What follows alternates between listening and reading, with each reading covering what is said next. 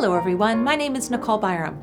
I'm the Dietitian and Health Promotions Manager with the Canadian Celiac Association. Today I'm going to chat with you about an important nutrient called iron. Iron is a mineral that is essential for blood production, and around 70% of our body's iron is found in red blood cells called hemoglobin and muscle cells called myoglobin. Hemoglobin carries oxygen in the blood. So why is it that we often hear about iron and celiac disease? Well, as many of you know, celiac disease is an autoimmune disease where gluten ingestion damages our small intestinal mucosa, reducing its ability to absorb nutrients. One of these nutrients is iron. This means that even if we are eating iron-rich foods, we cannot absorb our iron properly. Iron deficiency anemia is a common symptom in celiac disease.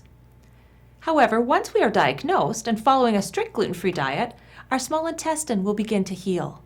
This process can take from months to years and differs from person to person. As healing continues, so will your ability to absorb iron. But even with intestinal healing, iron deficiency anemia is still common in our community. So why is this?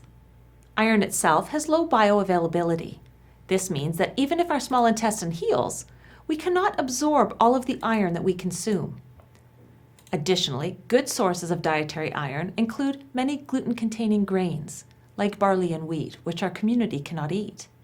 But don't worry, there are plenty of gluten-free rich foods, iron-rich foods that we can eat. There are two types of iron, heme iron and non-heme iron. Heme iron is found in animal-based sources and has higher bioavailability. We absorb heme iron at a rate of around 15 to 20%. The second type is called non-heme iron. This is primarily found in plant-based sources. Non-heme iron has a lower bioavailability of around 5%.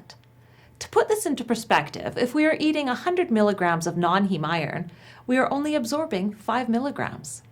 It's important that we eat a variety of iron-rich foods every day. Heme iron is found in animal-derived foods such as duck, beef, chicken, lamb, canned tuna, mussels, and oysters. Non-heme iron is found in some animal-derived foods like eggs, but many plant-based options such as potatoes and lentils, chickpeas, pumpkin seeds, tofu, nuts, and quinoa. Include a variety of iron-rich foods in meals and snacks. Legumes and gluten-free grains like quinoa and buckwheat are rich in iron. It is important to remember that these foods can be cross-contaminated with gluten and should be purchased with a gluten-free claim. So is there anything we can do to improve iron absorption? Yes. Vitamin C enhances iron absorption and is found in fruits and vegetables such as strawberries and peppers, broccoli, bananas, and avocado. Pair vitamin C-rich foods with iron-rich foods to increase the overall absorption. An example is broccoli with tofu in a stir-fry. A second tip is pairing heme iron foods with non-heme iron foods, as heme iron increases the absorption of non-heme iron. An example of this is eating tacos with ground beef or turkey and black beans. Lastly, coffee and tea may reduce non-heme iron absorption. These drinks contain compounds known as polyphenols, which have this effect. It is therefore recommended to drink these beverages before consuming iron-rich foods. We hope that you've learned a little bit about iron and how you can meet your needs while following a gluten-free diet. Thank you for listening.